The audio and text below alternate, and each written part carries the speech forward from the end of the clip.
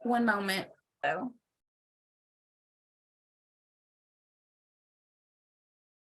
Hi, everybody, and welcome to Tuesday NCCT Prep. We're going to be doing laws and ethics, and I want to really encourage you guys to take notes. Go back and listen to the lecture, because when I tell you, laws and ethics are all over the NCCT. So please take notes. Again, this is going to be recorded. So we will be adding that to your NCCT portion in your grade tab area on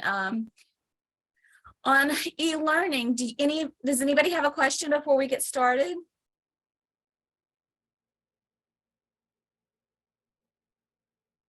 Okay, I'm going to share my screen.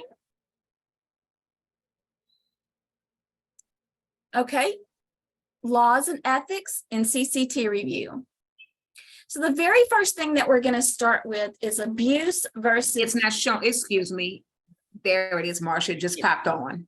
Yeah, sorry. Okay, y'all stop me if it's not acting right, because on my side I can see it. Just let me know, because again, I'm working off the hotspot. It's not great. Okay, so we're going to be talking about. It's showing now. Okay, abuse versus fraud.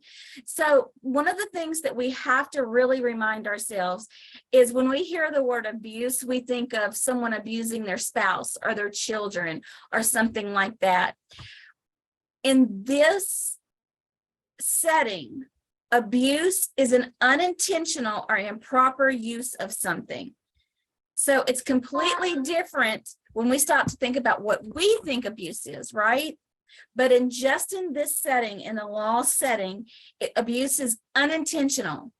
So I want you to keep that in mind. Abuse is unintentional.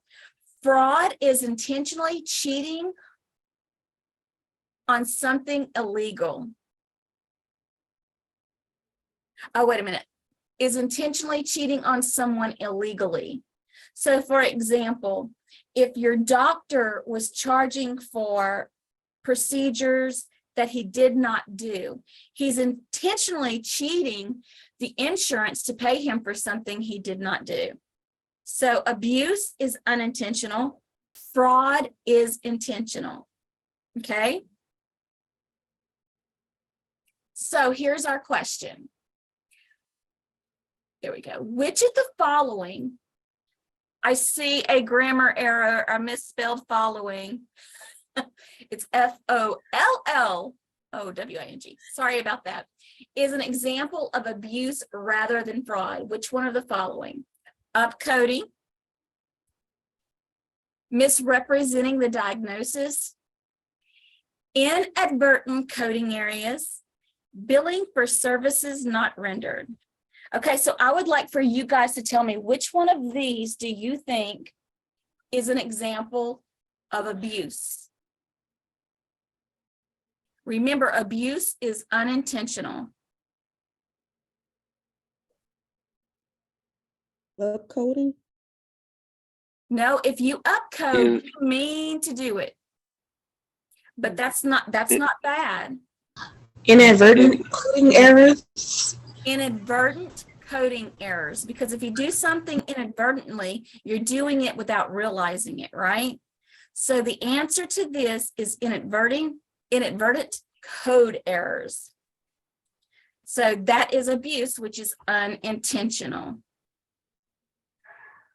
So an intentional tort in which consent, harmful or unwarranted physical contact occurs is an example of battery, malpractice, abuse, negligence. Okay, so we don't have fraud on here. So I wanted to talk about this because when we say the battery, what do you think about? You think about somebody putting up their dukes and battering somebody, right? But battery within this frame of reference can be unconsented, harmful, or unwarranted physical contact.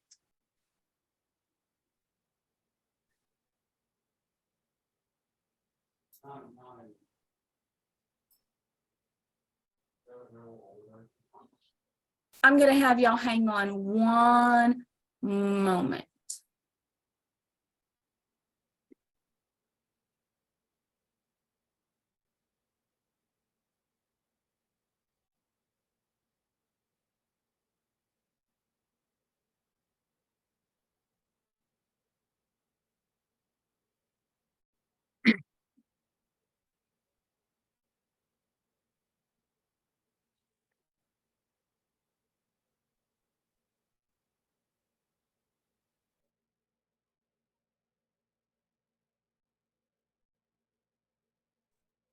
I'm sorry, I had to go ask someone to be quiet in person.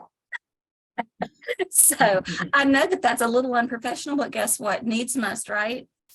All right, so the next thing that we're going to talk about is the Office of Inspector General, the OIG.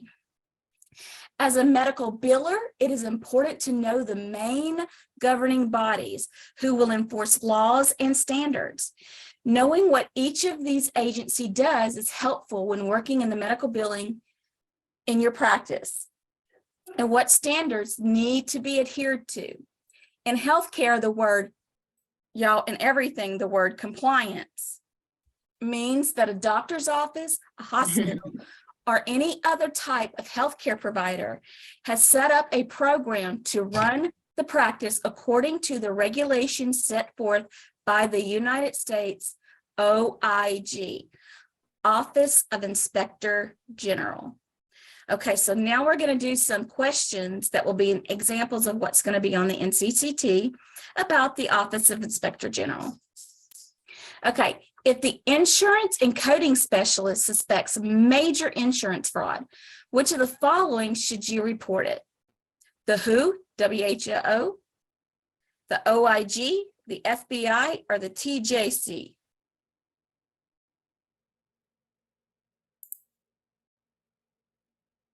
Melinda Williams.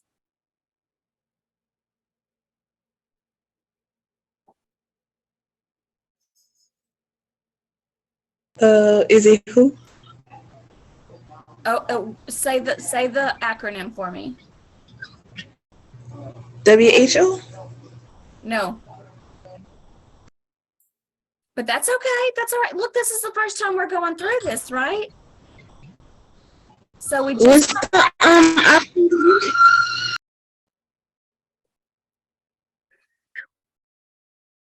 So let's look at this again. In healthcare, the word compliance means the doctor's office, a hospital. Can't see your screen.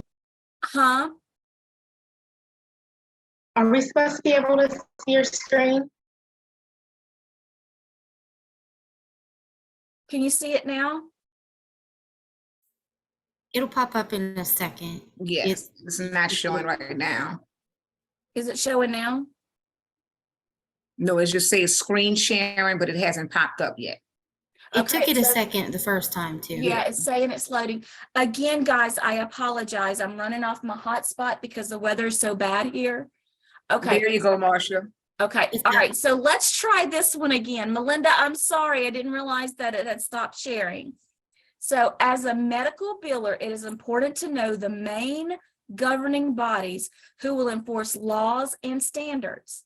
Knowing what each of these agencies does. Okay, I just copied and pasted this. The grammar is bad. It's helpful when working on medical billing in your practice and what standards need to be adhered to. In healthcare, the word compliance means that a doctor's office, a hospital, or any other type of healthcare provider has set up a program to run the practice according to the regulations set forth by the United States Office of Inspector General. So if, like our scenario asks, if the doctor is committing insurance fraud, it's Inspector General. So let's go back. If the insurance and coding specialist suspects major insurance fraud, which of the following should she report it? The WHO, the OIG, the FBI, or the TJC? Because it's about insurance, healthcare. Is it the OIG? It is the OIG, Office of Inspector General. Okay. The physician that the insurance and coding specialist works for is fraudulently billing for services that were not performed. The specialist has previously tried to speak to him about this, but he continues with these practices. Which of the following should the specialist contact? Again, we're talking about fraudulent billing in healthcare. The AMA, the OIG, the Joint Commission, or the NCQA?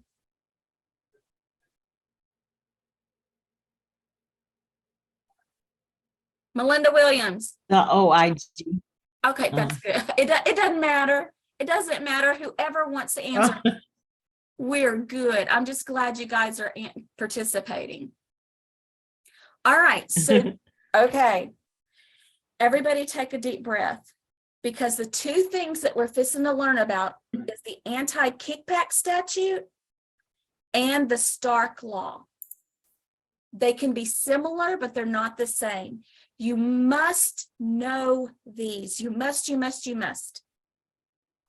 Okay, so what is the Anti-Kickback Statute? In terms of the law, a kickback refers to the misuse of funds that benefits a person with power or influence to help make another person, organization richer. Kickbacks can come in many different forms, including money, products, gifts, credit, or anything of value. Anti-Kickback Statute examples: any offer to a physician or entity that aims to increase referral rates in exchange for something of value is considered a violation of the Anti-Kickback Law. Here are a few examples. Receiving a performance bonus tied to the number of lab tests ordered at the hospital. Use a free or discounted office space, access to administrative support staff or equipment. Payment for a physician's travel and expenses for conferences, i.e., there could be concert tickets, there could be football game tickets, there could be all kinds of things that people try to give the doctor to get him to refer everything to them instead of payment. So kickbacks paid through a consultant fee for service that require few substantive duties by the physician. I know some of these words, I'm like, okay, Marcia, why did you put that on there? Because the words are big, right? All right. So the anti-kickback is anything to do with you switching something with a doctor for the services. So money, other services, let's see, concert tickets, football tickets, and we're going to get into some examples. Just let's get through the information. Okay, what is the Stark Law? The Stark Law, originally named the Patient Referrals Act, prohibits a physician from referring Medicare or Medicaid patients to an entity with the physician or immediate family member that has a financial relationship. Okay, I said that, but let me give you an example. Okay, say that you have Dr. Cardiology and Dr. Stomach. Gastroenteritis or ology, whatever. Okay, so they're brothers. But every patient that Dr. Stomach sees that he thinks needs to go to a cardiologist, he just sends them straight over to his brother. Then every doctor that Dr. Cardiology sees that has a stomach issue, that it's not heart, but they have acid reflux, right? And that comes from the stomach.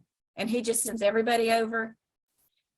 That is prohibited, especially in Medicare and Medicaid patients. Does that make more sense than all the words I just read? I should have just put it in my own words. Me. What is the difference between Stark and anti-kickback?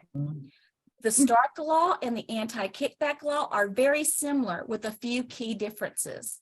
The Anti-Kickback Law covers referrals for all services from anyone, including physicians and pharmaceutical companies. Conversely, the Stark Law is the referrals from physician only and covers a set list of designated health services. One of the other main differences is that the Stark Law is limited to Medicare or Medicaid, and the ACK law is applicable to all government-funded healthcare programs. Penalties for anti-kickback can include criminal penalties like jail time, while the highest penalty for the Stark violations are civil penalties like fines or False Claim Act liability. Okay, now I know I've said a lot of words, but now we're going to get into the examples, and let's hope that I checked my grammar better.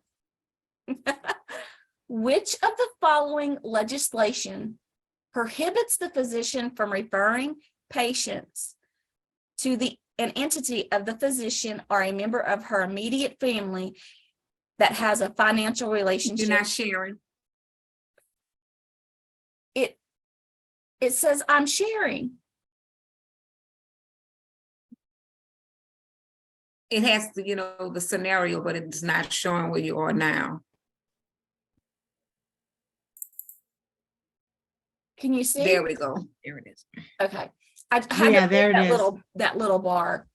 Okay, so so we're talking about referring patients from a member of an immediate family to another family member that has a financial relationship. So is that the Anti-Kickback, Federal False Claim Act, Exclusion Statute, or the Stark Law? The Stark. It is the Stark Law. Very, very good. The specialist gives a general practitioner concert tickets every time he refers a patient to him. This is illegal according to the Antitrust Law, HIPAA, the Stark Law, or the Anti-Kickback Law. Kickback law. I'm sorry, I didn't hear. The anti-kickback law. The Anti-Kickback Law, that's right. Why? Because we're talking about concert tickets, right? Remember, we talked about switching that for services. Okay. Which of the following regulation prohibits a physician from referring a patient to a facility in which the physician holds a financial interest? So they're referring a patient to a facility with a financial interest. HIPAA, Federal False Claims Act, Stark Law, or Affordable Care Act? C, Stark C. law. C, the Stark Law, because we're referring patients to a doctor or a facility that the doctor that's referring has a financial interest in. Great job, guys. Okay. A local lab sent a physician 2 tickets to the football game as a thank you for referring patients to its testing center. Which of the following has been violated? False Claims Act, Anti-Kickback Law, HIPAA, Fraud and Abuse Act? Anti-kickback law. Anti-Kickback, absolutely, because why? We have football tickets involved in that.